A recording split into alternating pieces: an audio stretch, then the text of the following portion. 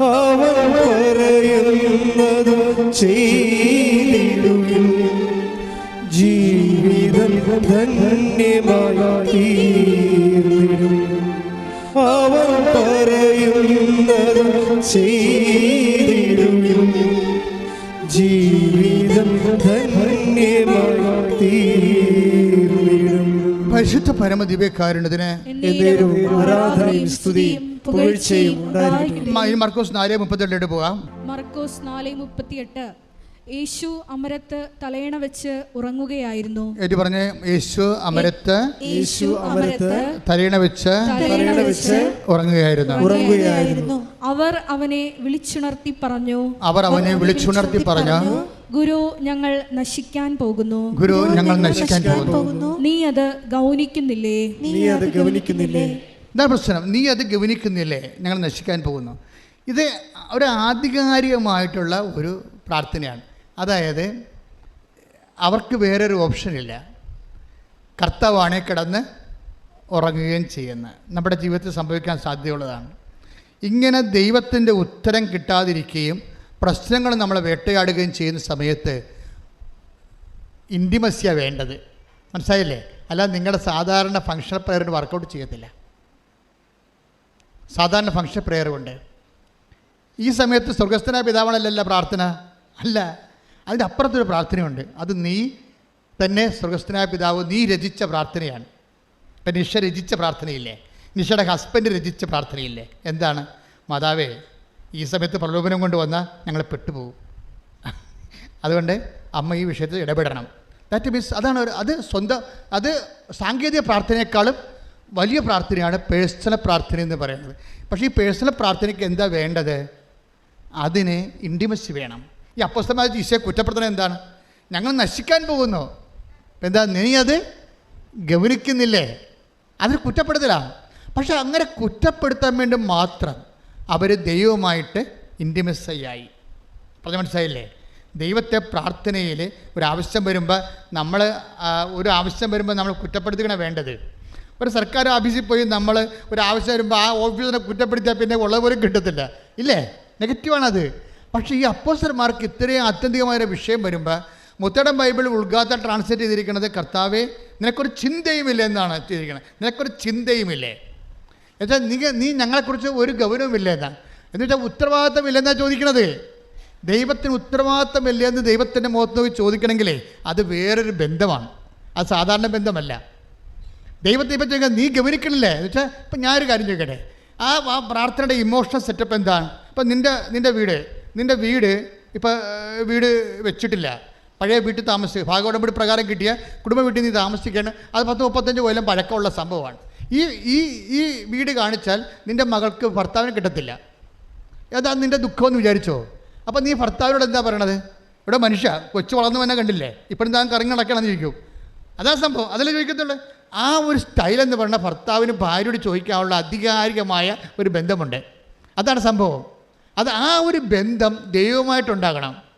അത് അങ്ങനെ ഉണ്ടാകണമെങ്കിൽ എന്ത് ചെയ്യണം? ക്ലെയിംസ് ഉണ്ടാകണം. ഉടമ്പടിയെപ്പോലെ ക്ലെയിംസ് ഉണ്ടാക്കുന്നൊരു സംവിധാനം വേറെയില്ല. എന്താണ്? നീ പത്രപ്രവർത്തനം നടത്തുന്നുണ്ടേ, കർത്താവിനെ അറിയാത്തവർ നീ അറിയിക്കുന്നുണ്ടേ, ഇല്ലേ? രോഗികളെ നീ കാണുന്നുണ്ട്, എവിടെയെല്ലാം സഹായിക്കാൻ പറ്റുന്നു അവിടെയെല്ലാം സഹായിക്കുന്നുണ്ട്, വിശുദ്ധിയോടെ ജീവിക്കാൻ വേണ്ടി ക്ഷമിക്കേണ്ടി വന്ന് ക്ഷമിക്കുന്നുണ്ട്. അങ്ങനെ വന്ന് ദൈവത്തിൻ്റെ വചനത്തിന് വേണ്ടി ജീവിതം 1 by 1 ആയിട്ട് കാഴ്ചവെച്ച് കഴിയുമ്പോൾ നിനക്ക് ക്ലെയിം ഉണ്ടാകും. എന്താണ്? അവകാശവാദമുണ്ടാവും. എന്താണ്? നീ ജീവിച്ചതാണ്. ഞാൻ എപ്പോഴും കർത്താവിനോട് പണ്ട് പറയുന്നൊരു വർത്തമാനമുണ്ട്, ഇപ്പോൾ പറയാറില്ല.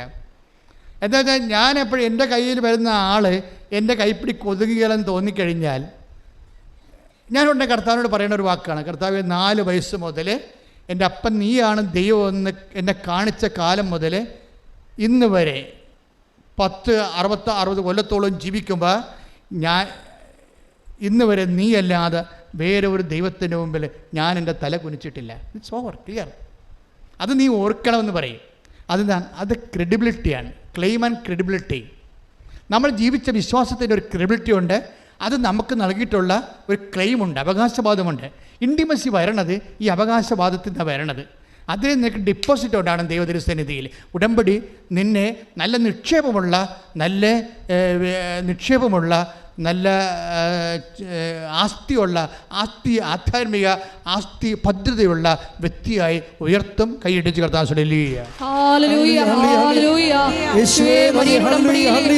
പ്രവർത്തനങ്ങളിലൂടെയും കാരുണ്യ പ്രവർത്തനങ്ങളിലും ഞങ്ങളുടെ ആധ്യാത്മിക ആസ്തി വർദ്ധിപ്പിക്കുന്നതിന് കർത്താവേ നാഥനേ യേശുവേ രക്ഷകാ കർത്താവേ നാഥനേ യേശു കർത്താവാണെന്നും യേശു ദൈവമാണെന്നും ഞാൻ വിശ്വസിക്കുന്നു, ഞാൻ പ്രഖ്യാപിക്കുന്നു. യേശു കർത്താവാണെന്നും യേശു ദൈവമാണെന്നും ഞാൻ വിശ്വസിക്കുന്നു, ഞാൻ പ്രഖ്യാപിക്കുന്നു. പരിശുദ്ധ പരമദിവ്യകാരുണ്യത്തിന് ആരാധനയും സ്തുതിയും പുകഴ്ചയും ഉണ്ടായിരിക്കും. ഇനി ഈശോയുടെ ബൈ നേച്ചർ പഠിക്കണം നല്ലതായിരിക്കും. ഈശോയുമായിട്ടല്ല നിങ്ങൾ ഡീൽ ചെയ്യണത്. മാതാവ് അതിനുള്ള മരിയനതിന് മാർഗമാണ് കേട്ടോ, ലക്ഷ്യമാരാണ് ക്രിസ്തുവാണ്. അപ്പോൾ ഈശോയുമായിട്ട് ഡീൽ ചെയ്യണമെങ്കിൽ ഈശോയുടെ സ്പെഷ്യൽ നേച്ചർ നമ്മൾ പഠിക്കിട്ടിരിക്കണം. അത് ഇതുപോലെ ഉത്തരം തരാത്ത നേച്ചർ, ഉത്തരം തരുന്ന നേച്ചറല്ല. ഉത്തരം തരുന്ന നേച്ചറുണ്ട്. ഈശോയുടെ ഉള്ളിൽ പ്രകൃതിയിൽ പ്രകൃതത്തിൽ സ്വഭാവത്തിൽ ഫ്ലാറ്റായിട്ട് ഉത്തരം കൊടുക്കാത്ത സ്വഭാവമുണ്ട്. അത് നമ്മൾ അറിയണം. പ്രത്യേകിച്ച് നിർണായകമായ സമയത്ത് ഉത്തരം തരത്തില്ല. അതറിയണമെന്നുണ്ടെങ്കിൽ മർക്കോസിൻ്റെ 6:48 വായിച്ച്. മർക്കോസ് 6:48 ശ്രുതികട ഹല്ലേലൂയ ഹല്ലേലൂയ ഹല്ലേലൂയ യേശുവേ ഹല്ലേലൂയ. മർക്കോസ് 6:48 അവർ വഞ്ചി തുഴഞ്ഞ് അവശരായി എന്ന് അവൻ മനസ്സിലാക്കി. ഒന്ന് പറഞ്ഞേ, അവർ വഞ്ചി തുഴഞ്ഞ് അവശരായി. തീർന്നില്ലേ? ഇപ്പം 3 പുതുക്കി അവശരായ ആൾക്കാരുണ്ട്. ഉടമ്പടി 3 പുതുക്കിയിട്ട് ഉടമ്പടി അവിടെ, അതായത് 3 പുതുക്കണ പേപ്പർ കാണിക്കുമ്പോൾ തന്നെ അവിടെ നിന്ന് ചിട്ട് തരും. കാരണം നിങ്ങളുടെ കാര്യം പറയുമ്പോൾ നിങ്ങളുടെ വിഷയം അത്ര സീരിയസ് അല്ലെങ്കിൽ പോലും അവർ ചിട്ട് തരും. എന്താ കാര്യം? 3 പുതുക്കിയിട്ട് കുറേ കാര്യം നടന്നു കാണുവേ. അപ്പം നടക്കാത്ത ചില കാര്യങ്ങളുണ്ടെങ്കിൽ അവിടെ നിങ്ങളുടെ ഉടമ്പടി ഗ്രേഡ് നമ്മളല്ലേ ഇവിടെ നിന്ന് ഇഷ്യൂ ചെയ്തിരിക്കണത്. അപ്പോൾ നമ്മൾ തന്നെ അത് ഹോണർ ചെയ്തില്ല, പറ്റത്തില്ലല്ലോ. അതുകൊണ്ട് ആ 3 പുതുക്കുകയാണെന്ന് കണ്ടുകയാണെങ്കിൽ ആ ചിട്ട് തരും. ചില വീട് വരുമ്പോൾ വലിയ കാര്യങ്ങളൊന്നും ഉണ്ടാകത്തില്ല, എന്നാൽ തന്നെയും ചില വിഷയം സീരിയസ് ആയിരിക്കും. അപ്പോൾ ഇങ്ങനെ സീരിയസ് ആകുമ്പോൾ ഈ പറഞ്ഞ വഞ്ചി തുഴഞ്ഞ് നമ്മുടെ ജീവിതം അവരെന്താ പറഞ്ഞത്, എന്താ ഇരിക്കുന്നത്? അവരെ മർക്കോസ് 6:48 അവർ വഞ്ചി തുഴഞ്ഞ് അവശരായി എന്ന് അവൻ മനസ്സിലാക്കി. ആരാ മനസ്സിലാക്കിയത്? അപ്പം മനസ്സിലാകാതിരിക്കുന്ന അവസ്ഥ ഒന്നും ഇല്ല. മനസ്സിലായില്ലേ? ഒന്ന് പറഞ്ഞേ, അവർ വഞ്ചി തുഴഞ്ഞ് അവശരായെന്ന് അവൻ മനസ്സിലാക്കി. അപ്പം നിങ്ങളെ പരീക്ഷ എഴുതി അവശരായെന്ന് അവൻ മനസ്സിലാക്കി. അവൻ മനസ്സിലാക്കുന്നുണ്ട് നിൻ്റെ അവശത. നിനക്ക് ജപ്തി നടപടിയായിട്ട് നീ അവശതയായിട്ടിരിക്കുകയാണ്. നിനക്ക് ബാങ്കുകാർ പോലും സിവിൽ പോയിൻറ്റ്സ് ഇല്ലാത്ത കാരണം നിനക്ക് ലോൺ തരുന്നില്ലെന്ന് അവൻ മനസ്സിലാക്കി. നിൻ്റെ മകൾക്ക് 38 വയസ്സ് ഉണ്ടായിട്ട് കെട്ടാൻ പറ്റണില്ലെന്ന് അവൻ മനസ്സിലാക്കി. നിൻ്റെ മകൾക്ക് 19 വയസ്സ് കല്യാണം കഴിഞ്ഞ് 19 കൊല്ലമായിട്ട് മക്കളില്ലെന്നും നീ ഈ കാര്യത്തിൽ പ്രാർത്ഥിച്ച അവസ്ഥയാണെന്നും അവൻ മനസ്സിലാക്കി. കൈയിടിച്ച് കിടത്താൻ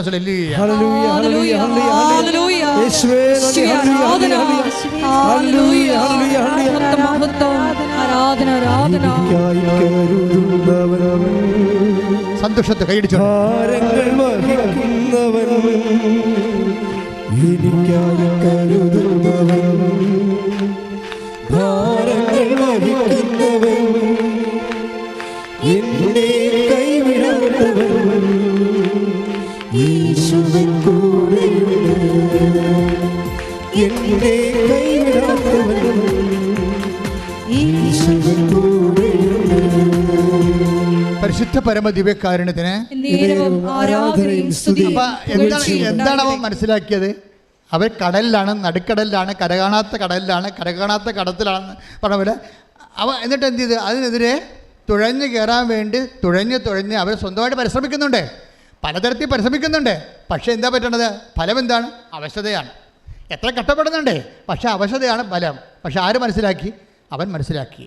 നിൻ്റെ ജീവിതത്തിൻ്റെ തീരത്ത് നീ അണയുന്നവരെ നിൻ്റെ ജീവിത അവസ്ഥകളോട് നീ മല്ലിട്ടുകൊണ്ട് നീ അവശ്യാകുന്നത് മനസ്സിലാക്കുന്ന ഒരു ദൈവമാണ് നിൻ്റെത്. കൈയിടിച്ച് കർത്താൻ നല്ല ദൈവത്തോട്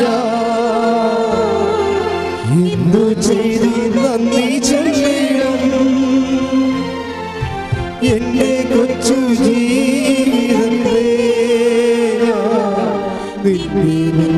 കാഴ്ചയിടാം. സന്തോഷത്തോടെ ഒരുമിച്ച് ഇത്ര നല്ല ദൈവത്തോടു ഞാൻ ഇന്നു ചെയ്തും നന്ദി ചൊല്ലിടും. എന്റെ കൊച്ചു ജീവിതത്തെ നിന്നെ മുൻപിൽ കാഴ്ചയിടാം. അടുത്ത വചനം വായിച്ചോളൂ. കാരണം കാറ്റ് പ്രതികൂലമായിരുന്നു. അവർ അവസരമായിരുന്നു. എന്താണ് കാരണം? എന്താണ്? കാറ്റ് പ്രതികൂലം. അപ്പം നമ്മുടെ ജീവിതത്തിൽ അങ്ങനെയാണ്, കാറ്റ് പ്രതികൂലമാകും ചില സമയത്ത്. ചില ബന്ധുക്കാരെല്ലാം ഇപ്പം ഈ അവൻ്റെ ആദർശൻ്റെ സാക്ഷ്യം എന്താ? ആദർശന് മര്യാദക്കുറച്ച് ജോലി ഉണ്ടായിരുന്നവനാണേ.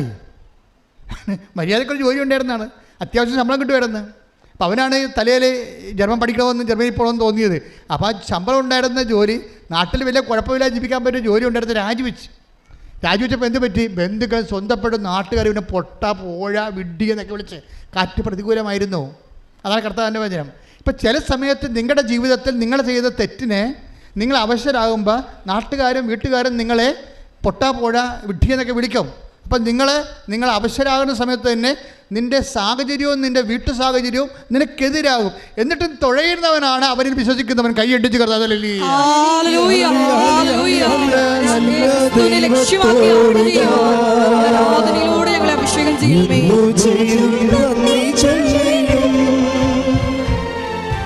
എന്റെ കൊച്ചു ജീവിതത്തെ നിന്നെ മുൻപിൽ കാഴ്ചയിടാം. അപ്പം കാറ്റ് പ്രതികൂലമായിരുന്നു. സാഹചര്യം, ബന്ധുക്കൾ, സ്വന്തപ്പെട്ടവർ, ഭർത്താവ്, ഭാര്യ, കുഞ്ഞുങ്ങൾ എല്ലാവരും ചില സമയത്ത് പ്രതികൂലമാകും. അത് നമ്മുടെ ജീവിതത്തിൻ്റെ അവസ്ഥയാണ്. എങ്കിലും യെറ്റ് ഹി വെന്റ് ഓൺ, എന്നിട്ടും നമ്മൾ മുന്നോട്ട് പോകും. എന്താ കാരണം? അടുത്ത വചനം ഇതിനേക്കാൾ കഷ്ടമാണ്. അടുത്ത വചനം വായിച്ചേ. രാത്രിയുടെ 4-ാം യാമത്തിൽ. രാത്രിയുടെ 4-ാം യാമം. രാത്രിക്ക് എത്ര യാമം ഉണ്ടെന്ന് അറിയാമല്ലോ? രാത്രിയുടെ 4-ാം യാമമാണ് ഇത്. എത്രയാണ് വചനം? എത്രയാണിത്? മർക്കോസ് 6:48, 49, 50 വചനങ്ങളിലൂടെയാണ് പോണത്. ഇപ്പം എന്തൊക്കെ പ്രശ്നമുണ്ട്? കാറ്റ് പ്രതികൂലമായിരുന്നു. അപ്പോൾ എന്ത് സംഭവിച്ചു? രാത്രിയുടെ 4-ാം യാമം. ഉടമ്പടി 4-ാമത്തെ പ്രാവശ്യം പുതുക്കുമ്പോഴായിരിക്കും ചിലപ്പോൾ കർത്താവ് വരാൻ പോണത്. മനസ്സിലായില്ലേ? കാര്യം 1-ാം യാമം ഉണ്ട്, അത് 6 തൊട്ട് 9 മണി വരെയാണ്. ഉച്ച കഴിഞ്ഞ് വൈകുന്നേരം യഹൂദൻ്റെ കണക്കാണിത് ബൈബിളിലുള്ളത്. അത് 6 മണി തൊട്ട് രാത്രി 9 മണി വരെയാണ് 1-ാം യാമം. 9 to 12, 12 രാത്രി 2-ാം യാമം. 12 to 3 മണി, വെളുപ്പിന് 3 മണിയാണ് 3-ാം യാമം. 3 മണി തൊട്ട് 6 മണി വരെ നേരം വെളുക്കാനായി. 3 മണി തൊട്ട് 6 മണി വരെ. അപ്പം രാത്രിയുടെ 4-ാം യാമത്തിൽ ഓർക്കുക, കർത്താവിൻ്റെ സ്വഭാവം പഠിക്കുക. 1-ാം യാമത്തിൽ വന്നില്ലെങ്കിൽ വരികത്തില്ലെന്ന് ചിന്തിക്കരുത്, അത് അല്പക്രിസ്ത്യാനിയാണ്. 2-ാം യാമത്തിൽ അവന് ഉത്തരം തന്നില്ലെങ്കിൽ അവൻ വരത്തില്ലെന്ന് ചിന്തിക്കരുത്, അത് നീ അവിശ്വാസിയാണ്. 3-ാം യാമത്തിൽ അവൻ വന്നില്ലെങ്കിൽ നീ അവൻ വരത്തില്ലെന്ന് ചിന്തിക്കരുത്. അങ്ങനെ തന്നു കഴിഞ്ഞാൽ ദൈവം നിന്നെ മനുഷ്യനായിട്ട് പോലും കരുതത്തില്ല. എന്താ കാരണം? 4-ാം യാമത്തിലും അവൻ വരാൻ സാധ്യതയുണ്ട്. കാര്യം അവൻ നിനക്ക് വേണ്ടി വില കൊടുത്ത് നിന്നെ വീണ്ടെടുത്ത ദൈവമാണ്. ശ്രദ്ധിക്കട്ടെ.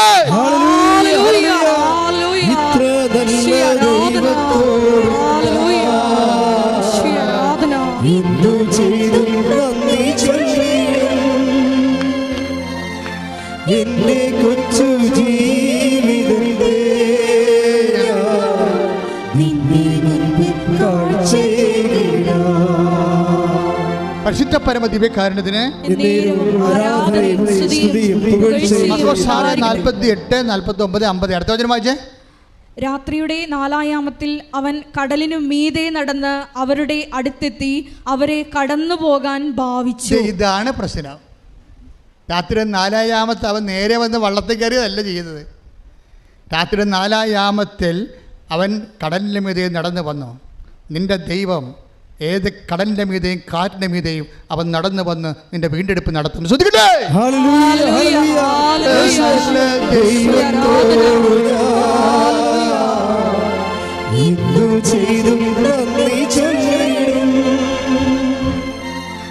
എന്റെ കൊച്ചു ജീവിതത്തെ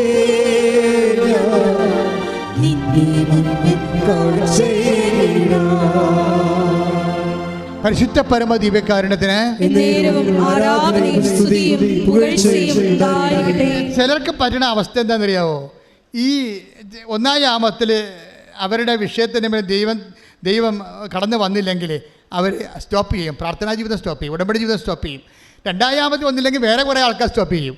മൂന്നാം യാമത്തിൽ വന്നില്ലെങ്കിൽ അടുത്ത കുറേ ആൾക്കാർ സ്റ്റോപ്പ് ചെയ്യും. ഈ 4 യാമക്കാരാണ് ദൈവത്തിൻ്റെ സ്വന്തം ആൾക്കാർ. ശ്രദ്ധിക്കട്ടെ. ഹല്ലേലൂയ. ഹല്ലേലൂയ. ഹല്ലേലൂയ. യേശുവേ, പ്രാർത്ഥനയ്ക്ക് ഉത്തരം ലഭിക്കാതിരിക്കുമ്പോഴും ദൈവസ്നേഹത്തോടെ മുന്നേറുവാൻ, യേശുവിനെ ലക്ഷ്യമാക്കി മുന്നേറുവാൻ ഞങ്ങളെ അഭിഷേകം ചെയ്യണമേ. ഹല്ലേലൂയ.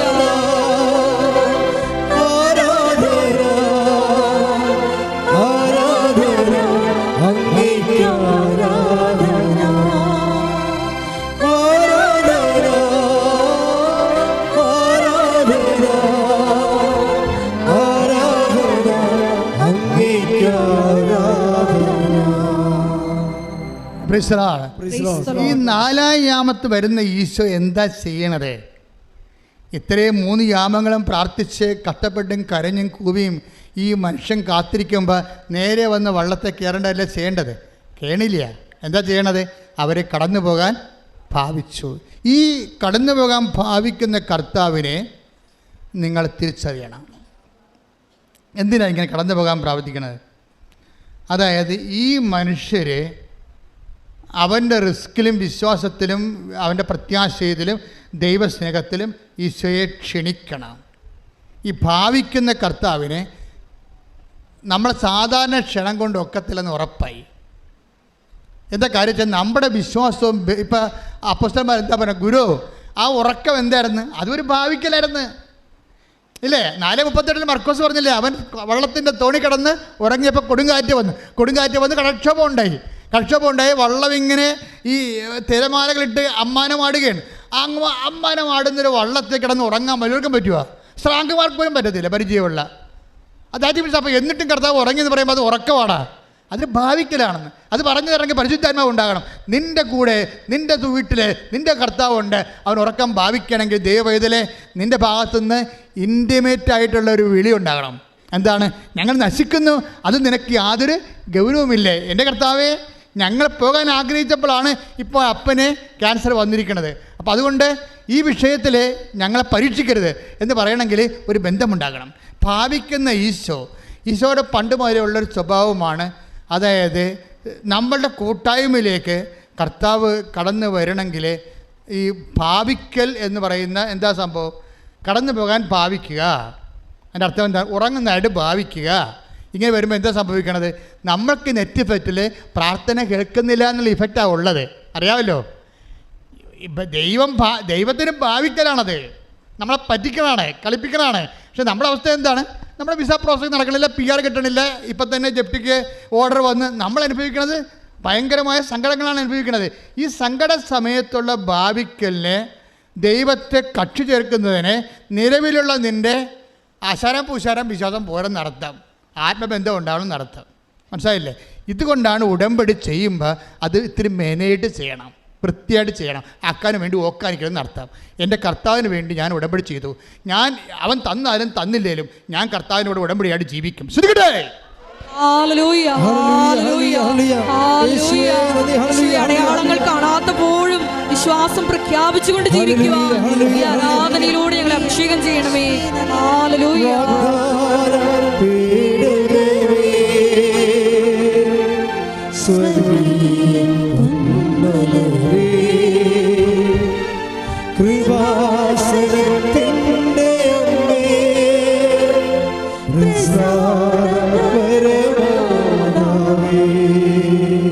പരിശുദ്ധ പരമ ദിവ്യകാരുണ്യത്തിന്.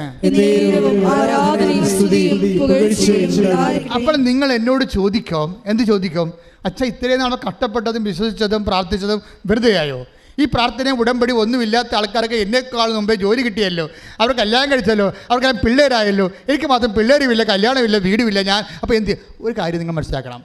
ഈ ജീവിതത്തിന് വേണ്ടി മാത്രമാണ് നിങ്ങൾ യേശുക്രിസ്തുവിൽ പ്രത്യാശ അർപ്പിച്ചെങ്കിലേ സകല മനുഷ്യരെക്കാൾ നിങ്ങൾ ഹതഭാഗ്യനാണ്. ഈ ജീവിതത്തിന് വേണ്ടി മാത്രമാണെങ്കിൽ നിങ്ങൾ കുട്ടിജാതന സേവ ചെയ്താലും മതി. കുട്ടിജാതന സേവയിൽ പിന്നെ നിത്യജീവനം ഇല്ലല്ലോ. Take the bed of God. ശ്രദ്ധിക്കട്ടെ. ഹല്ലേലൂയ. ഹല്ലേലൂയ. ഹല്ലേലൂയ. ഹല്ലേലൂയ. യേശുവേ നന്ദി. ഹല്ലേലൂയ. ഹല്ലേലൂയ. ഹല്ലേലൂയ. ഹല്ലേലൂയ. ആരാധന ആരാധന അങ്ങേക്ക് ആരാധന. കൈകൾ വീശുന്നു ചേർന്ന് ആരാധന ആരാധന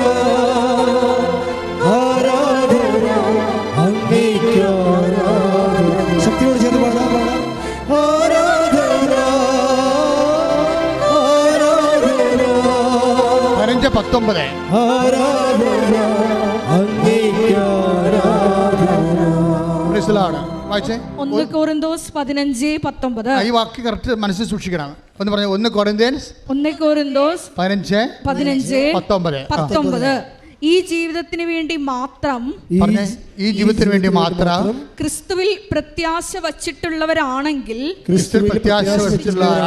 നമ്മൾ എല്ലാ മനുഷ്യരെയും കാൾ നിർഭാഗ്യരാണ്. എന്താ പ്രശ്നം വെച്ച് കഴിഞ്ഞാൽ, ക്രിസ്തുവിൽ പ്രത്യാശ വെക്കുന്നവരെ ഇപ്പോൾ 1 യാമക്കാരുണ്ട്, 2 യാമക്കാരുണ്ട്, 3 യാമക്കാരുണ്ട്, 4 യാമക്കാരുണ്ട്. ആ 3 യാമത്തിലും ഭൗതിക നേട്ടം ഉണ്ടാകണില്ല. പ്രാർത്ഥന മാത്രം മിച്ചം, കഷ്ടപ്പാടും മിച്ചം, ഉറക്കമില്ലായ്മയും കഷ്ടപ്പാടും സംഘർഷവും മിച്ചം. അപ്പോൾ ഇത് എവിടെ കൊണ്ട് ദൈവം നീതിമാനാണെന്നല്ലേ നമ്മൾ പറയണത്. അപ്പോൾ പിന്നെ ഈ നമ്മൾ ഇത്രയും കഷ്ടപ്പെടാത്ത ആൾക്കാർ കാനഡയിൽ പോവുകയും കഷ്ടപ്പെട്ട് നമ്മൾ കരക്ക് നിൽക്കുകയും ചെയ്യുമ്പോൾ അവസ്ഥ എന്തായിരിക്കും? അപ്പോൾ നിങ്ങൾ മനസ്സിലാക്കണം, ഈ നമ്മളുടെ ക്യാഷ് ആൻഡ് കൈൻഡായിട്ട് ഇപ്പോൾ റീഫണ്ടബിൾ അല്ലാത്ത എല്ലാ പ്രാർത്ഥനയ്ക്കും ലക്ഷ്യം ഈ ജീവിതം മാത്രമല്ല, നിത്യജീവിതം കൂടിയാണ്. കൈയടിച്ച് കർത്താവിനെ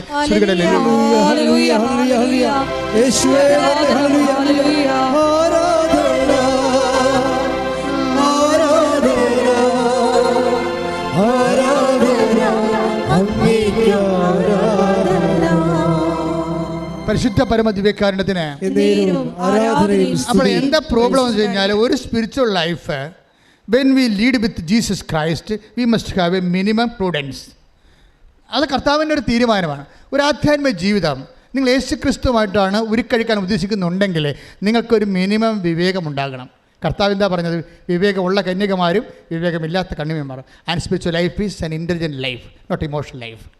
നിൻ്റെ പ്രാർത്ഥനയ്ക്ക് നിൻ്റെ ഉത്തരം കിട്ടുന്നില്ലെങ്കിൽ, ഈ ജീവിതത്തിന് വേണ്ടി അത് മറുപടി തരുന്നില്ലെങ്കിൽ, ആ വിഷയത്തിന് അപ്പോൾ തരുന്നില്ലെങ്കിൽ, നീ ഉടനെ പറയണം, കർത്താവേ, ഈ പ്രാർത്ഥനയ്ക്ക് ഈ ഘട്ടത്തിൽ നീ എനിക്ക് ഉത്തരം തന്നിട്ടില്ല. എൻ്റെ കടങ്ങൾ അങ്ങനെ നിൽക്കുന്നു, എൻ്റെ മകൾ വരുമാനമില്ലാതെ ജോലി വീട്ടിൽ നിൽക്കുന്നു, അവളുടെ കല്യാണം ഒത്തുവരണില്ല, ഈ ഘട്ടത്തിൽ നീ എനിക്ക് ഉത്തരം തന്നില്ല, എനിക്ക് പരാതിയില്ല, എനിക്ക് പരിഭവമില്ല. എന്താ കാര്യം? ഞാൻ ഈ ജീവിതത്തിന് വേണ്ടി മാത്രമല്ല നിന്നെ ആശ്രയം വെച്ചിരിക്കുന്നത്. അതുകൊണ്ട് ഈ ഘട്ടത്തിൽ എൻ്റെ വേദന, എൻ്റെ പ്രാർത്ഥനയ്ക്ക്, എൻ്റെ കോസിന് വേണ്ടി, the cause V Zafar against my passions and sufferings, ഞാൻ എന്ത് ചെയ്യണം? അത് ഡെഡിക്കേറ്റ് ചെയ്യുന്നു. എന്തിനു വേണ്ടിയാണ്? എൻ്റെ നിത്യജീവന് വേണ്ടി, ക്രിസ്തുവിന് വേണ്ടി. നിങ്ങൾ കേൾക്കപ്പെടാത്ത എല്ലാ പ്രാർത്ഥനകളും, അത് കേൾക്കപ്പെടാത്തത് വരെ എന്തിനു വേണ്ടി കാഴ്ചവെക്കേണ്ടത്? ഈ ജീവിതത്തിന് വേണ്ടി മാത്രമല്ല, പിന്നെ എന്തിനാണ്? നിത്യജീവിതത്തിന് വേണ്ടി പ്രാർത്ഥിക്കുക. കർത്താവേ, സുവിശേഷത്തിന്റെ പൊരുളറിയാൻ പരിശുദ്ധാത്മാവിന്റെ വ്യാഖ്യാനം നൽകി ഞങ്ങളെ നിലനിർത്തുന്നതിന് നന്ദി പറയുന്നു. ഇന്നുവരെ ഞാൻ ക്ലേശിക്കുന്ന പ്രാർത്ഥനയ്ക്ക് ഉത്തരം കിട്ടാത്ത ഓരോ വിഷയങ്ങളുള്ള വിശ്വാസമായി, നിന്നുള്ള പ്രത്യാശയായി, ദൈവ സ്നേഹമായി കാഴ്ചവെക്കുന്ന നിന്നോടൊത്തുള്ള എൻ്റെ നിത്യജീവിതത്തിനായി, നിന്നോടൊത്തുള്ള എൻ്റെ നിത്യജീവിതത്തിനായി ശ്രദ്ധിക്കട്ടെ.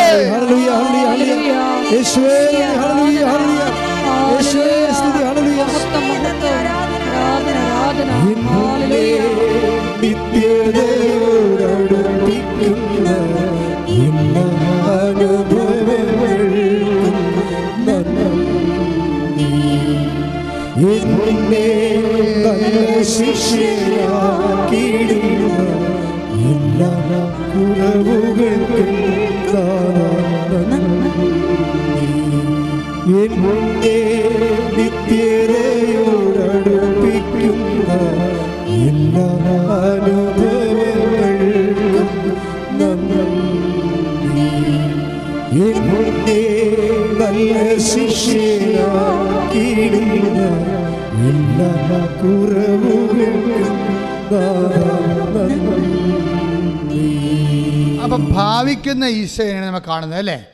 ഈ ഭാവിക്കുന്ന നമ്മുടെ ജീവിതത്തിൽ ഉത്തരം തരാതെ, പ്രാർത്ഥനയ്ക്ക് ഉത്തരം തരാതെ കർത്താവ് സൈലൻസായി കാണപ്പെടുന്ന സമയങ്ങളിൽ അവൻ നമ്മളെ കടന്നു പോകാൻ ഭാവിക്കുമ്പോൾ നമുക്ക് എന്തുണ്ടാകണമെന്ന് അച്ഛൻ പറഞ്ഞത്? ഇൻറ്റിമസി ഉണ്ടാകണം. പിന്നെ ആ പ്രാർത്ഥന സാങ്കേതികമായ തട്ടപ്പടിയുള്ള അനുഷ്ഠാന പ്രാർത്ഥനയല്ല, ആത്മബന്ധത്തിൻ്റെ പുതിയ പ്രാർത്ഥനയാണ്. അത് ആ പ്രാർത്ഥന നിൻ്റെ ആത്മാംശം ഉണ്ടാകണം. അപ്പോസ്തലന്മാർ ചോദിച്ചില്ലേ, ഞങ്ങൾ നശിക്കുന്നത് നിനക്ക് ഒരു ഗൗരവവും ഇല്ലെന്ന് ചോദിക്കാൻ വേണ്ടി മാത്രം നിൻ്റെ ആധ്യാത്മികത ദൈവബന്ധത്തിൻ്റെ ആധികാരികത ആവശ്യപ്പെടുന്നുണ്ട്. അതുകൊണ്ട് ആധികാരികമായ ആത്മബന്ധത്തിൻ്റെ ആഴങ്ങളിലേക്ക് നിൻ്റെ ജീവിതത്തെ കൊണ്ടുപോകാൻ വേണ്ടി കർത്താവ് പാപിക്കുന്ന കാര്യങ്ങളെ വിവേചിച്ചറിയാൻ നമ്മൾ ബാധ്യസ്ഥരാണ്. ശ്രദ്ധിക്കട്ടെ. ഹല്ലേലൂയ, ഹല്ലേലൂയ, ഹല്ലേലൂയ, ഹല്ലേലൂയ. യേശുവേ നന്ദി. ഹല്ലേലൂയ, ഹല്ലേലൂയ. ഹല്ലേലൂയ, ഹല്ലേലൂയ. ആരാധന, ഹല്ലേലൂയ.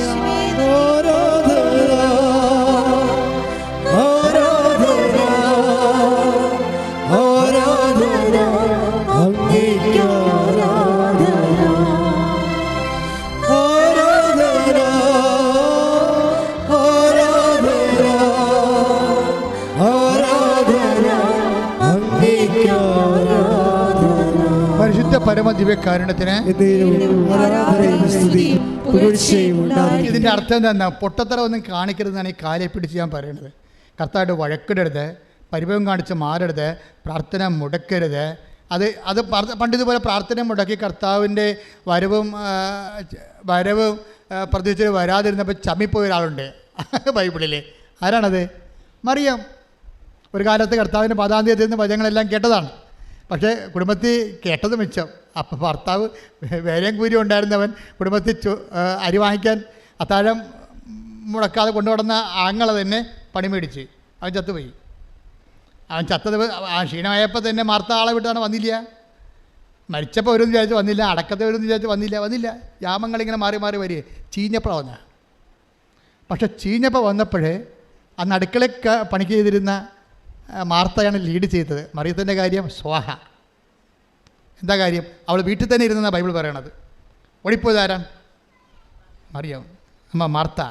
മാർത്ത കർത്താവോട് പറയുന്നൊരു വാക്കുണ്ട്, ഞാൻ ഈ ജീവിതത്തിന് വേണ്ടിയല്ല നിൻ്റെ പുറകെ നടന്നത്. ഞാൻ നടന്നത് നീ വരാനിരിക്കുന്ന രക്ഷകനാണെന്ന്. കർത്താവേ, നീ ഇവിടെ ഉണ്ടായിരുന്നെങ്കിൽ എൻ്റെ സഹോദരൻ മരിക്കരുത്. I know it. നീ ഇവിടെ ഇല്ലല്ലോ. ഇപ്പം ഇല്ലാത്തതിന് പിന്നെ ഉണ്ടെന്ന് വന്നൊരു കാര്യമില്ലല്ലോ. നീ ഇവിടെ ഉണ്ടായിരുന്നെങ്കിൽ എൻ്റെ സഹോദരൻ മരിക്കില്ലായിരുന്നു. പക്ഷേ എനിക്കൊരു കാര്യം അറിയാം, നീ ചോദിക്കുന്നത് എന്തും ദൈവം നിനക്ക് തരുമെന്ന് എനിക്കറിയാം. അങ്ങനെ ചത്ത് കിടക്കുമ്പോഴും ചീഞ്ഞ് അഴുകിയിരിക്കുമ്പോഴും നീ ചോദിക്കണത് എന്തും ദൈവം നിനക്ക് തരുമെന്ന് എനിക്കറിയാമെന്ന് പറയുന്നതാണ് മറിയത്തെക്കാൾ വലിയ വിശ്വാസം. സ്തുതിക്കട്ടെ. ഹല്ലേലൂയ.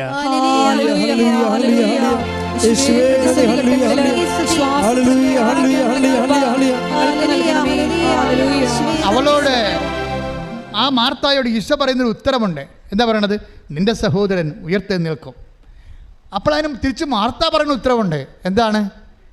അന്തിമനാളിൽ പുനരുദ്ധാനഘട്ടത്തിൽ, അല്ലാതെ ഈ ജീവിതത്തിലല്ല, അന്തിമനാളിൽ പുനരുദ്ധാനഘട്ടത്തിൽ അവൻ ഉയർത്തെഴുന്നേൽക്കുമെന്ന് എനിക്കറിയാം. അപ്പോൾ ഈശോ പറയുന്ന ഉത്തരവുണ്ട്. എന്താണ്? ഞാനാണ് പുനരുദ്ധാനവും ജീവനും. എൻ്റെ ദൈവമേ, ഞാനാണ് പുനരുദ്ധാനവും ജീവനും വന്ന് എന്നോടും നിന്നോടും ഈശോ ഇന്നും പറയുമ്പോൾ ഓർക്കണം. പറയാതെ പറഞ്ഞ സമയങ്ങൾ ഈശോ നമ്മുടെ പ്രാർത്ഥനയ്ക്ക് ഉത്തരം കാണിക്കാതെ നടന്നു പോകുന്ന, ആ ഉത്തരം നൽകാതെ നമ്മൾ ഭാവിച്ചുകൊണ്ട് കടന്നു പോകുന്ന സമയങ്ങളാണ്. എൻ്റെയും നിൻ്റെയും പ്രാർത്ഥനയ്ക്ക് ഒന്നാം യാമത്തിലും രണ്ടാം യാമത്തിലും മൂന്നാം യാമത്തിലും മറുപടി നൽകാതെ ഈശോ കടന്നു പോകുമ്പോൾ ഓർക്കുക, നീ ചിന്തിക്കേണ്ടത് നിത്യതയെക്കുറിച്ചാണെന്നും നിത്യതയോട് ചേർന്ന് നിൽക്കുന്നുവെന്ന്. മാർത്തായെപ്പോലെ പറയണം, കർത്താവേ, അന്തിമനാളിൽ, ഈ നാളിലല്ലെങ്കിൽ, ഈ കാലഘട്ടത്തിലല്ലെങ്കിൽ, ഈ സമയത്തിലല്ലെങ്കിൽ, നിനക്ക് ഈ സമയം മാത്രമല്ല ഉള്ളത്, നിൻ്റെ കാലത്ത് അന്ത്യമുണ്ടാകത്തില്ല. അന്തിമനാളിൽ പുനരുദ്ധാന ഘട്ടമുണ്ട്. അന്ന് നീ എൻ്റെ പ്രാർത്ഥനയ്ക്ക് ഉത്തരം തരുമെന്നറിയാം. ഉത്തരം തരാതെ ഇരിക്കത്തില്ലെന്ന് എനിക്കറിയാം. ഞാൻ വിശ്വസിക്കുന്നു പറയുമ്പോഴേ ഈശോ മറിച്ച് പറയുന്ന വാർത്തമാനം എന്താണ്? I am the life, I am the resurrection. ഞാനാണ് പുനരുദ്ധാനം, ഞാനാണ് ജീവനെന്ന്. അങ്ങനെ ലോകത്തിലൊരു മതസ്ഥാപകരും പറഞ്ഞിട്ടില്ല. മനുഷ്യരാശിയുടെ മുഖത്ത് നോക്കിയിട്ട് ഇന്ന് വരെ ഒരു മതസ്ഥാപനം പറയാത്ത ഓരോരു വാക്കാണ് I am the life, I am the resurrection. ഞാനാണ് ജീവൻ, ഞാനാണ് പുനരുദ്ധാനമെങ്കിൽ ആ ക്രിസ്തുവിൽ വിശ്വസിക്കുന്ന നിനക്ക് ഈ താൽക്കാലികമായ കാലഘട്ടത്തിൽ പ്രാർത്ഥനയ്ക്ക് ഉത്തരം ലഭിച്ചില്ലെങ്കിൽ പ്രാർത്ഥനയ്ക്ക് ഉത്തരം തരികയില്ല എന്നല്ല, ആ തരുന്നൊരു കാലത്ത് നീ കർത്താവുമായി അവൻ്റെ കൂടെ നിത്യതയിൽ പാർക്കും. കൈയടിച്ച് കർത്താവ് ശ്രദ്ധിക്കട്ടെ.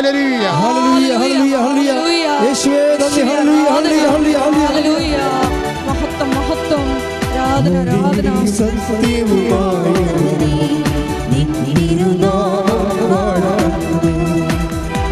പിതാവേ ദൈവമേ, അവിടുത്തെ രാജ്യം വരേണമേ, അങ്ങേ തിരുഹിതം ഭൂമിയിൽ എന്നും നിറവേറേണമേ. പിതാവേ ദൈവമേ, അവിടുത്തെ രാജ്യം വരേണമേ,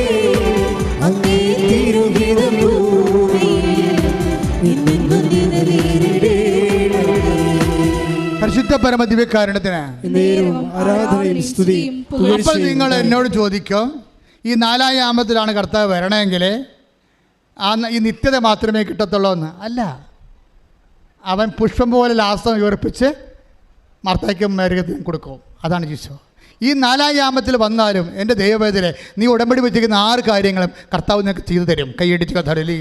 ഹല്ലേലൂയ ഹല്ലേലൂയ ഹല്ലേലൂയ യേശുവേ ഹല്ലേലൂയ ഹല്ലേലൂയ പരിശുദ്ധ പരമ ദിവ്യകാരുണ്യത്തിന് നേരവും ആരാധനയും സ്തുതിയും പുകഴ്ചയും ഉണ്ടാകട്ടെ. എന്നിലൂടെ കർത്താവ് ഇത്രേ പറഞ്ഞിട്ടുള്ളൂ. കർത്താവിൻ്റെ ഒരു ഹിഡൻ ആയിട്ടുള്ള ഒരു ബിഹേവിയറാണ് എങ്ങനെ കടന്നു പോകാൻ ഭാവിക്കണത്. നമുക്ക് വേണമെങ്കിൽ 24 വായിക്കാം. 24 വായിച്ചോളൂ. ലുക്ക 24:28. ശ്രുതികട്ടെ. ഹല്ലേലൂയ ഹല്ലേലൂയ ഹല്ലേലൂയ ഹല്ലേലൂയ ഹല്ലേലൂയ യേശുവേ നന്ദി. ഹല്ലേലൂയ ഹല്ലേലൂയ ഹല്ലേലൂയ ലൂക്ക 24:28. ലുക്ക 24:28. അവർ എത്തേണ്ടിയിരുന്ന ഗ്രാമത്തോടടുത്ത് എമ്മാവസിലേക്ക് പോകുന്ന ശിഷ്യന്മാരെ കുറിച്ച് പറയണം കേട്ടോ. കർത്താവ് മരിച്ചു കഴിഞ്ഞു. കൂടെ ഉണ്ടായിരുന്ന മർക്കോസ് വരെ തുണിയില്ലാതെ ഓടിക്കളഞ്ഞു. പത്രോസ് കൈ കഴുകി, പീലാത്തോസ് കൈ കഴുകി. പത്രോസ് കർത്താവിനെ തള്ളിപ്പറഞ്ഞു. അപ്പോസ്തലന്മാരൊക്കെ സ്ഥലം വിട്ടു, ആരുമില്ലാണ്ടായി. ക്ലയോഫാസ് നാട് വിട്ടുപോയി. അതാണ് ക്ലയോഫാസ്. ഇപ്പോൾ ഉണ്ടായിരുന്ന ശിഷ്യനാണ്. ക്ലയോഫാസിൻ്റെ ഭാര്യയെക്കുറിച്ച് ഇവിടെ ഉണ്ടായിരുന്നത് വെള്ളിയാഴ്ച. പെണ്ണുമ്പോൾ അവിടെ തന്നെ താമസിക്കാൻ തുടങ്ങി തീരുമാനിച്ച കാരണം ഭർത്താവ് ഡൈവേഴ്സായി പോവുകയാണ്. അയാളുടെ നാട്ടിലോട്ട് പോവുകയാണ്. എമ്മാവസിലേക്ക് പോവുകയാണ് ക്ലയോഫാസ്. അങ്ങനെ പോകുന്ന ക്ലയോഫാസ് ഭാര്യയുടെ അക്കൗണ്ടിൽ മാത്രമാണ് ഈ മനുഷ്യനെ തിരക്കി കർത്താവ് പോണത്. ഓർക്കുക ദൈവവേദലെ, നീയും ദൈവമായിട്ട് പിന്തിരിഞ്ഞ് പോയാലും ശരി, നിൻ്റെ വൈഫ് കർത്താവുമായിട്ട് ബന്ധമുണ്ടെങ്കിൽ കർത്താവ് നിന്നെ ഏറ്റെടുത്തിരിക്കും. ശ്രുതിക്കട്ടെ. ഹല്ലേലൂയ ഹല്ലേലൂയ യേശുവേ നന്ദി. ഹല്ലേലൂയ ഹല്ലേലൂയ ഹല്ലേലൂയ ഹല്ലേലൂയ ആരാധന ആരാധന ഹല്ലേലൂയ ആരാധന ആരാധന യേശുവേ ആരാധന ആരാധന ആരാധന യേശുവേ ആരാധന. ഈ നാട് വിട്ടു പോകുന്ന ആളിൻ്റെ കൂടെയും ഒരു വഴിയാത്രക്കാരനായി അവന് പ്രശംസ കൊടുക്കുകയാണ്. അതാണ് എമ്മാവസിലെ സംഭവം. വായിച്ചോളൂ ആ ഭാഗങ്ങളൊന്നുകൂടി. ലൂക്ക 24:28. ലുക്ക 24:28. അവർ എത്തേണ്ടിയിരുന്ന ഗ്രാമത്തോടടുത്തു. അവർ എത്തേണ്ടിയിരുന്നു എമ്മാവസിൻ്റെ അടുത്തെന്ന് അർത്ഥം. അവനാകട്ടെ യാത്ര തുടരുകയാണെന്ന് ഭാവിച്ചു. അതേ ഭാവിച്ചു. പിന്നെ അവനാണ്ടല്ലേ, അവനാവട്ടെ ഇത് കയ്യിരിപ്പാണ്. ഇത് കാര്യം മനസ്സിലാക്കാതെ നമ്മൾ മരമറിയാതെ കൊടിയിടരുത്. കർത്താവിൻ്റെ സ്വഭാവങ്ങൾ അറിയണം. അതായത് അത് നിസ്സാര സമയത്തൊന്നുമല്ല ഭാവിക്കണത്. ഇത് കുരിശുമരണം കഴിഞ്ഞ് ഓരോരുത്തന്മാർ കരിയുമ്പോൾ വിരകാൻ കയ്യിലെന്ന് പറഞ്ഞാൽ കയ്യിൽ പോലും ഇല്ലാത്തൊരു കാലമാണ്. എമ്മാവൂസിലേക്ക് ശിഷ്യന്മാർ നാടുവിട്ട് പോവുകയാണ്. അത്രയും ക്ലേശമായ സമയത്തും കർത്താവ് ഭാവിച്ചെന്ന് എഴുതിയിരിക്കുന്നത്. അവരെ കടന്നു പോകാൻ ഭാവിച്ചു. അപ്പോൾ അവരെന്നാ പറയണമെന്ന് നോക്കിയേ. അവർ അവനെ നിർബന്ധിച്ചുകൊണ്ട് പറഞ്ഞു. നിർബന്ധിച്ചു. കണ്ട ഇവിടെ വിഷയം. അവിടെ സാധാരണ വിളിച്ച് ഇന്ന് തോന്നിയിട്ട് കാര്യമില്ല. നിർബന്ധിക്കണോ? ഇൻറ്റിമസിയുടെ വിഷയം നിർബന്ധമാണ് അവിടെ വരുന്നത്. അവർ അവനെ നിർബന്ധിച്ചുകൊണ്ട്, അവനെ വിളിച്ചോ എന്നല്ല പറയണത്, നിർബന്ധിച്ചുകൊണ്ട്. നമ്മുടെ സൽപ്രവർത്തികളും നമ്മുടെ പ്രാർത്ഥനകളും നമ്മുടെ മറ്റെല്ലാ വിഷയങ്ങളും മാറ്റിവെച്ചുകൊണ്ട് ഉടമ്പടിയിൽ സ്വയമായിട്ട് നിങ്ങളെന്താ ചെയ്യണമെന്ന് വെച്ചാൽ 90% കുടുംബകാര്യവും 10% ഉടമ്പടിയായിട്ട് പോയിട്ടാണ് കുഴപ്പമാണത്. ദൈവത്തെ തോന്നിയിട്ടില്ല നിങ്ങൾ ഉടമ്പടി എടുത്തായിട്ട്. സേവ് ആയിട്ടില്ല, അതാ പ്രശ്നം. കമ്പ്യൂട്ടർ അടിച്ച് കയറുമ്പോൾ DTP ചെയ്യുമ്പോൾ പറയത്തില്ലേ, നമ്മൾ ചെന്ന് ഇപ്പോൾ DTP ചെയ്തിട്ട് നമ്മൾ ചെന്ന് ചോദിക്കുകയാണ്, അതിൻ്റെ കോപ്പി തരാൻ പറയുമ്പോൾ അയ്യോ സോറി അത് സേവ് ആയിട്ടില്ലെന്ന് പറയും. സേവ് ചെയ്യാൻ മറന്നുപോയി. അതുപോലെ നമ്മുടെ പ്രാർത്ഥന പലതും ദൈവത്തിൻ്റെ തിരുസേന സേവ് ആയിട്ടില്ല. ഉടമ്പടി പല ആൾക്കാരുടെയും സേവ് ആയിട്ടില്ല ദൈവത്തിൻ്റെ. എന്താ കാര്യം? ഉടമ്പടി 5% നീ ഇൻവെസ്റ്റ് ചെയ്തിരിക്കുന്നത്. ബാക്കിയെല്ലാം പഴയതുപോലെ ജീവിക്കണം. നിൻ്റെ ജീവിതം, മറ്റേ കൂട്ടുകാരുടെ ജീവിതവും വീട്ടിലുള്ള കാര്യവും ഉടമ്പടി you are living as if you are not taking ഉടമ്പടി. നിങ്ങൾ ജീവിക്കണത് ഉടമ്പടി എടുത്തിട്ടേ ഇല്ലെന്ന് പറഞ്ഞാൽ ജീവിക്കണത്. അതുകൊണ്ടാണ് സേവ് ചെയ്യാത്തത്. അപ്പോൾ അവരൊന്ന് റീത്തിങ്ക് ചെയ്യണം, നല്ലതാണ്. ഉടമ്പടി എടുത്തിട്ടുള്ള ആൾക്കാർ, മിടുക്കന്മാരുടെ ആൾക്കാർ ഒത്തിരി യൂട്യൂബിൽ സാക്ഷ്യം പറഞ്ഞിട്ടുണ്ട്. അവരെങ്ങനെയാണ് ഉടമ്പടി ചെയ്തത്. അവർ ഓരോ നിമിഷവും they are beware of their covenant. അവർ ആ ഉടമ്പടിയെക്കുറിച്ച് അവർ വളരെ ആകുലചിത്തരും ശ്രദ്ധയുള്ളവരുമാണ്. അവർ 5 എന്തെല്ലാം പ്രശ്നം ഉണ്ടെന്ന് പറഞ്ഞാൽ നിങ്ങൾക്കറിയാവില്ല. നിങ്ങൾക്കൊരു ഉണർവുണ്ടെങ്കിൽ കർത്താവിനൊരു 9 ഉണർവുണ്ടാവും. നിങ്ങൾക്ക് ഒരു ഉണർവുണ്ടായാൽ കർത്താവിന് 9 ഉണർവുണ്ടാവും. കഴിഞ്ഞ ദിവസങ്ങളിൽ ഒരു മോള് വയനാട്ടിൽ നിന്ന് കൃപാസനത്തിൽ വരികയാണ്. എന്തിനാണെന്ന് അറിയാവോ? അവളുടെ വിഷയം ഞാൻ മറന്നുപോയി, പക്ഷേ നല്ല സാക്ഷ്യമാണത്. വയനാട്ടിൽ നിന്ന് കൃപാസനത്തിൽ വന്നിരിക്കുന്നതിനാണ് ഇത്തിരി ഉപ്പ് കിട്ടാൻ വേണ്ടി വരികയെ. എന്തോ സ്ഥലപ്രശ്നം എന്തോ ഒക്കെയാണ്. അപ്പോൾ ഉപ്പ് കിട്ടാൻ വരികയെ. ഉപ്പ് ചോദിച്ച ആൾ കൊടുത്തില്ല. അതാ ഉപ്പ് കൂടെ അവർ ചോദിച്ച ആളെ കൊടുത്തില്ല. അതുകൊണ്ട് ഈ ഉപ്പ് എവിടെ നിന്ന് കിട്ടുമെന്ന് വിചാരിച്ചുകൊണ്ട് അവർ ഒറ്റക്ക് വന്നപ്പോൾ ആരും കൂടെ വരാനില്ല. പിന്നെ 10 വയസ്സുള്ള മകള് ചേർത്തുകൊണ്ട് കോഴിക്കോട് ബസ് സ്റ്റാൻഡിൽ വന്നിട്ട് അവിടുന്ന് പിന്നീട് ട്രെയിനിന് വന്ന് അവിടുന്ന് പിന്നെ ട്രെയിനിന് വന്ന് മാരേക്കുളത്ത് ഇറങ്ങി ഒറ്റയ്ക്ക് ഇവിടെ വരികയാണ്. ഇതൊക്കെ ദൈവം കാണുന്നില്ലേ? അവൾ ഒറ്റക്കാണ് വരുന്നതെന്നൊക്കെ ദൈവം കാണുന്നില്ലേ? അവിടെ കൂട്ടാരിയില്ലെന്ന് കാണുന്നില്ലേ? അങ്ങനെ ഒറ്റക്ക് നീ ചെയ്യുമ്പോൾ അതെല്ലാം കാണുന്ന ഒരാളുണ്ട്, നിൻ്റെ സത്യസന്ധത. അത് അവളുടെ സാക്ഷ്യം നീ കേൾക്കണം. കഴിഞ്ഞ ആഴ്ചത്തെ ഏറ്റവും ടോപ്പ് സാക്ഷ്യം അതാണ്. ദൈവത്തിൻ്റെ സാന്നിധ്യം നേരിട്ട് അനുഭവിക്കുന്ന സാക്ഷ്യമാണ്. അപ്പം നമ്മൾ ചെയ്യുമ്പോൾ ഈ ഉടമ്പടി എടുക്കണ ആ ഒരാഴ്ചയല്ല, ആ എല്ലാ കാലഘട്ടത്തിലും ഞാൻ ദൈവമായിട്ട് ഉടമ്പടിയിലാണെന്നുള്ള ബോധ്യത്തിൽ നീ ജീവിക്കാൻ തുടങ്ങിയാൽ മറ്റുള്ളവരൊക്കെ തോന്നിയ മാസങ്ങൾ ഒത്തിരി പറയും. എടാ, നിങ്ങൾക്കൊരു കാര്യം അറിയാമല്ലോ, എൻ്റെ രൂപത്തിൽ അച്ഛന്മാർ ഇന്നും എന്നെ ക്രൂശിക്കുന്നവരുണ്ട്. ഇതിപ്പോൾ തുടങ്ങിയതല്ല, ഞാൻ ഈ ശുശ്രൂഷ ഏറ്റെടുത്ത കാലം മുതൽ ഒരു പറ്റം ആൾക്കാരുടെ പുറകെ ഉണ്ട്. അതിപ്പോൾ പുറത്തുള്ളവരുണ്ട്, അകത്തുള്ളവരുണ്ട്, അച്ഛന്മാർ തന്നെ വീഡിയോ ഇറക്കുന്നുണ്ട്. എന്നിട്ടും എന്തുകൊണ്ടാണ് ഞാൻ ഈ ശുശ്രൂഷയോട് മുന്നോട്ട് പോകുന്നത്? ഞാൻ കണ്ട ഒരാളുണ്ട്, അത് വേറെ ആരും കാണാത്ത ആളാണ്. എന്തുകൊണ്ടാണ് മാതാവിൻ്റെ പ്രത്യക്ഷീകരണം ഉണ്ടായത്? ചുമ്മാ ഉണ്ടായതാണ്? അല്ല, ഒരു ജീവിതമുണ്ട്, ജീവിച്ച് തീർത്ത, പട്ടം കിട്ടിയ കാലം മുതൽ ഇന്ന് വരെ ജീവിച്ച് തീർത്ത ഒരു ജീവിതമുണ്ട്. അതുകൊണ്ട് എനിക്കറിയാം ആർക്കും പ്രതിരോധിക്കാൻ പറ്റത്തില്ല. എന്താ കാര്യം? സത്യത്തെ പ്രതിരോധിക്കാൻ ആർക്ക് കഴിയും? നുണയ്ക്ക് കഴിയാൻ പറ്റുമോ? എന്തെല്ലാം നുണപ്രചരണങ്ങൾ, എന്തുമാത്രം വീഡിയോകളൊക്കെ ഓരോ സ്ഥലത്തു നിന്നൊക്കെ കൃപാസനത്തിനെതിരെ വരുമ്പോഴും ഞാൻ ചിരിച്ച് തള്ളിക്കളയും. എന്താ കാരണം വെച്ച് കഴിഞ്ഞാൽ ഞാൻ എപ്പോഴും പറയും, എന്താ പ്രശ്നം? സാക്ഷ്യമാണ് സത്യം, അല്ലാതെ ആശയമല്ല. ഇത് inevitable defeat of the ideal by the real എന്ന് വെച്ചാൽ അർത്ഥം എന്താ? ഞാൻ എൻ്റെ മനസ്സിൽ കൊടുക്കുന്ന ജീവിതത്തിൻ്റെ തത്വമാണ്. എന്താണ്? Inevitable defeat of the ideal. എപ്പോഴായാലും അനിവാര്യമായിട്ട് ആശയങ്ങൾ തോൽക്കപ്പെടുകയും എന്ത് ചെയ്യും? By the real. യാഥാർത്ഥ്യങ്ങൾ ആശയങ്ങളെ തോൽപ്പിക്കും. യാഥാർത്ഥ്യം എന്താണ്? യേശുക്രിസ്തു ഇന്നും ജീവിക്കുന്നു എന്നുള്ള ആദ്യ യാഥാർത്ഥ്യം. തെളിവെന്താണ്? ഓരോ മനുഷ്യൻ ഒറ്റ ദിവസം കൊണ്ട്, ഒറ്റ ആഴ്ച കൊണ്ട് അവൻ്റെ പാപങ്ങൾ ഉപേക്ഷിച്ചുകൊണ്ട്, അവൻ വിശുദ്ധീകരിക്കപ്പെട്ടുകൊണ്ട്, മനുഷ്യ സമൂഹത്തിന് വേണ്ടി പുനഃസമർപ്പണം ചെയ്തുകൊണ്ട് ദൈവനാമത്തെ അമഹത്വപ്പെടുന്ന സാക്ഷ്യത്തിൻ്റെ ഒരു ചരിത്രമാണ് കഴിഞ്ഞ 36 കൊല്ലത്തെ കൃപാസന ചരിത്രമെങ്കിൽ ആ ചരിത്രം പിന്നെ അപ്രതിരോധിതമായിട്ട് ആർക്കും തടുക്കാനാവാത്ത വിധത്തിൽ മുന്നോട്ട് കൊണ്ടുപോകുന്നത് ഞാനല്ല. എന്താണ്? എന്നെ വിളിച്ച ദൈവവും ആ ദൈവം അയച്ച പരിശുദ്ധ അമ്മയുമാണ്. കൈയടിച്ച് കർത്താവ് ഹല്ലേലൂയ, ഹല്ലേലൂയ. യേശുവേ ആരാധന. യേശുവേ നാളിതുവരെ ഞങ്ങളെ കൈപിടിച്ച് നടത്തിയതിന്, കൂടെ നിന്നതിന് നന്ദി പറയുന്നു. ഹല്ലേലൂയ, ഹല്ലേലൂയ, ജയം ഹല്ലേലൂയ. യേശു കർത്താവ് ജീവിക്കുന്നു, യേശു കർത്താവ് ജീവിക്കുന്നു.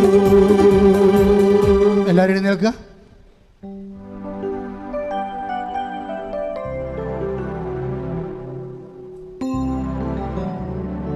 എൻ്റെ മക്കളെ, രോഗമുള്ളവരെ, ഇവിടെ തീർത്ഥാടനത്തിൽ നിൽക്കുന്നവർ, മാതാവിൻ്റെ മുമ്പിൽ നിൽക്കുന്നവരും ഓൺലൈനിൽ മാതാവിൻ്റെ മുമ്പിൽ നിൽക്കുന്നവരും രോഗമുള്ളിടത്ത് കൈകൾ വെക്കുക.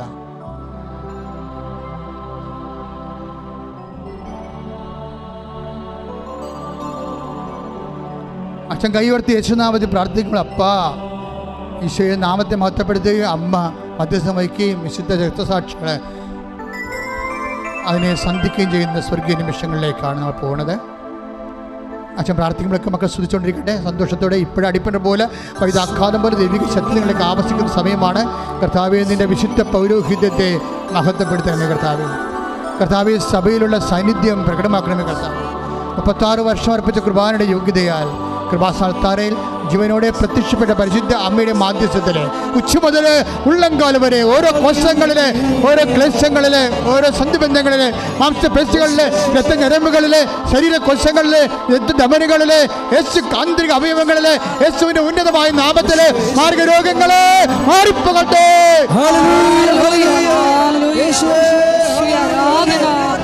ആരാധന. ഈശോയെ ഞങ്ങളുടെ രോഗങ്ങളെ ഏറ്റെടുക്കണമേ എന്ന് പ്രാർത്ഥിക്കുന്നു. സാക്ഷികളാക്കി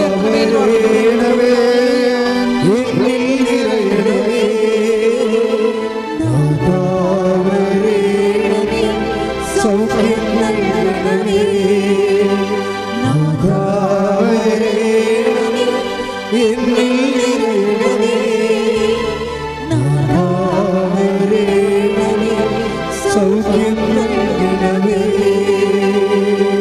പരിശുദ്ധ പരമ ദിവ്യകാരുണ്യത്തിന് എന്നേരവും ആരാധനയും സ്തുതിയും പുകഴ്ചയും ഉണ്ടായിരിക്കട്ടെ.